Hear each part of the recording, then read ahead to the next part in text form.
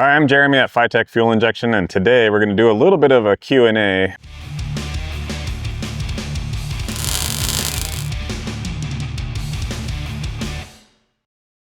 Hi guys, are these EFIs capable of running E85 fuel?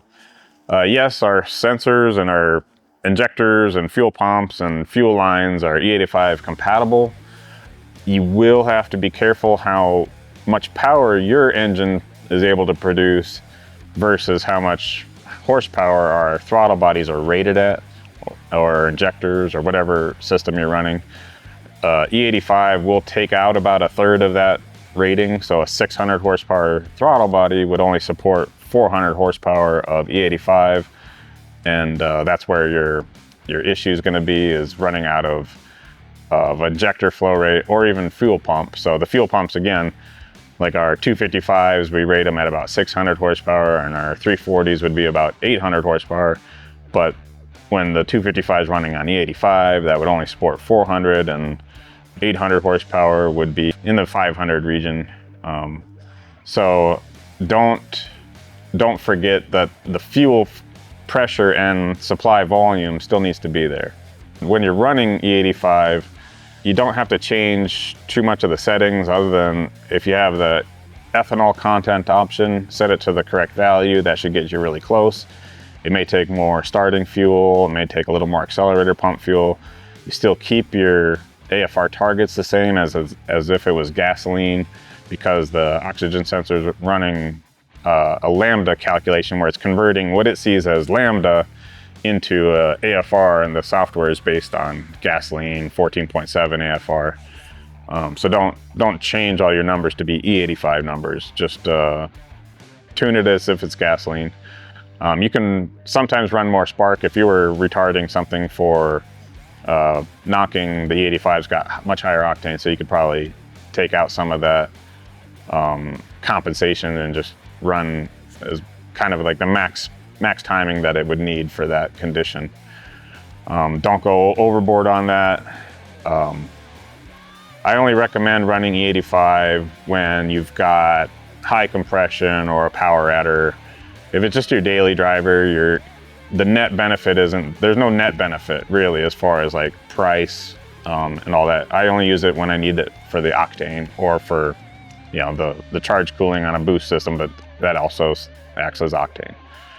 And just realize you're going to lose fuel economy as far as like miles per gallon, but the dollars per mile, or whatever you want to call it, is still going to be roughly the same.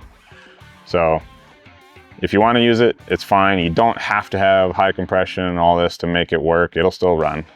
But I like to use it when compression's an issue, or power adders. The next question we have here is, so with a remote mount regulator, you don't have to run a return line at all? Well, that is true if you have the fuel system has to be regulated somewhere. If you're running a remote mounted one, and you say you're running a throttle body, you can run a dead-headed line to the throttle body and cap the return, and it will, as long as your remote mounted regulator is maintaining the proper pressure, then you don't have to worry about the return line from the throttle body. There is a little bit of a caveat to that. If you run a remote regulator on something that is boosted, you will need to run either a pressure reference line to that regulator to raise the pressure when the engine's seeing boost, or just not use that style when you're running boost. Use a close mounted. You can use the one that's built into the throttle body for boost. On LS systems, you can use a remote close mounted one that does have the boost reference or vacuum reference line. That's if you're running power adders like boost or superchargers or turbos.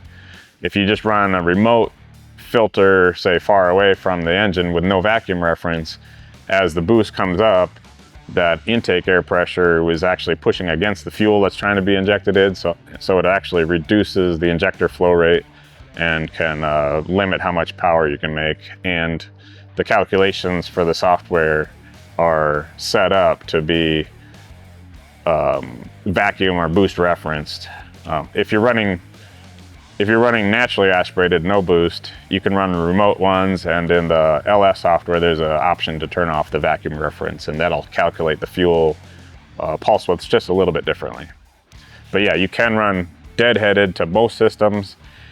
The one drawback for running deadheaded to all systems is that that line that is the deadhead part, if it ever gets filled with vapor or air, that vapor then has to be injected through the injectors to come out, so that may change your starting. It may make it a long crank or not want to start until it's finally been purged.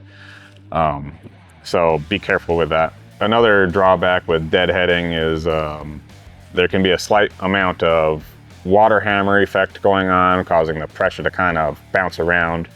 If you were to run a remote regulator, say on a LS system, I would run the pump into one rail, crossover, and into the regulator, and then the regulator returns. That return style regulator flushes all that vapor, whatever gas, out of the fuel rails, and you don't have any major water hammer effect going on with that, because you're not having fuel go down a deadhead line and start and stop and start and stop. It's just through flow all the time.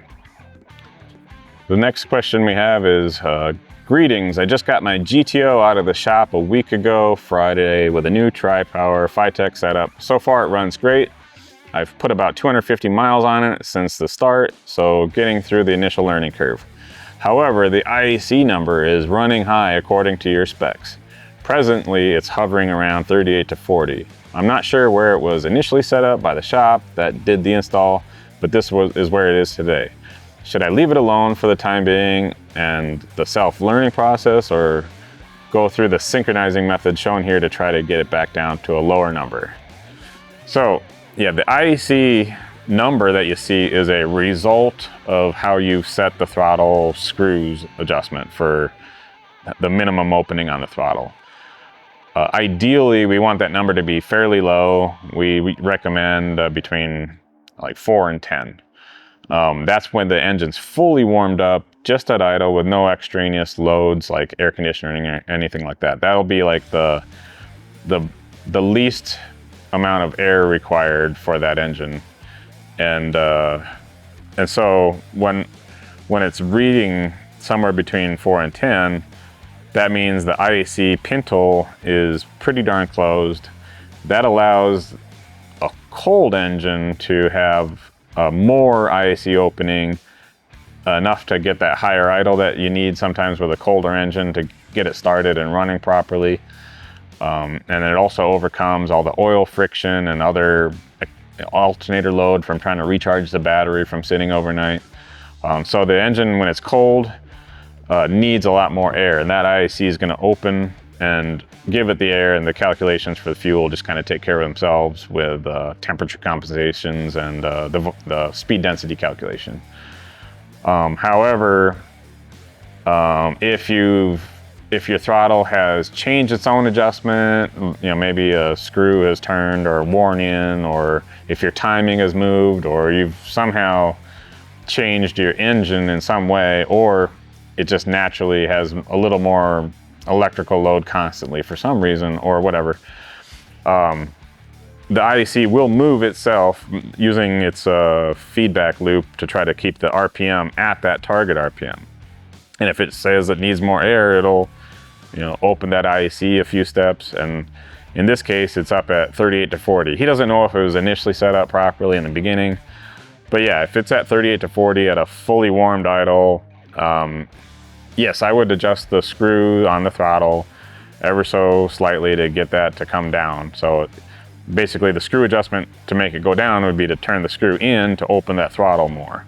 However, when you do that, you do have to set up on the initial setup, the idle setup, there's a TPS 0 set screw mode. That will force the TPS to read 0 even though you've moved the throttle slightly with that screw. That mode will it'll clear itself when you turn the key off, so that mode goes away. So if you've turned the key on, you've started the engine, you've got the engine fully warmed, you've turned that mode on, no matter what you do to that throttle, it'll re-zero itself up to a certain point. Like you can't go full throttle and read zero, but you turn that screw in to get more air through the throttle blades, and that IAC will just automatically close based on the closed loop software in there for idle control. So yes, I would adjust it, because at 38 to 40, you're starting to run out of extra air at cold engine.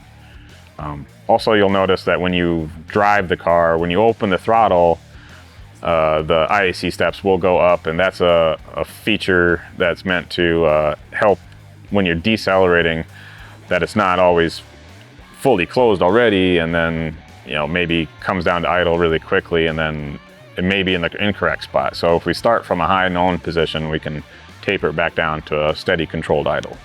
So you'll see cold starts have more steps, open throttle has more steps, air conditioning will add steps. So that's just adding load to the engine. So whenever it sees load, it's gonna need more air and fuel for more power just to keep spinning at the same idle target speed.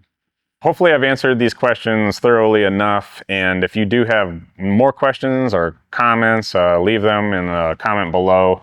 We'll try to put your question in our next video.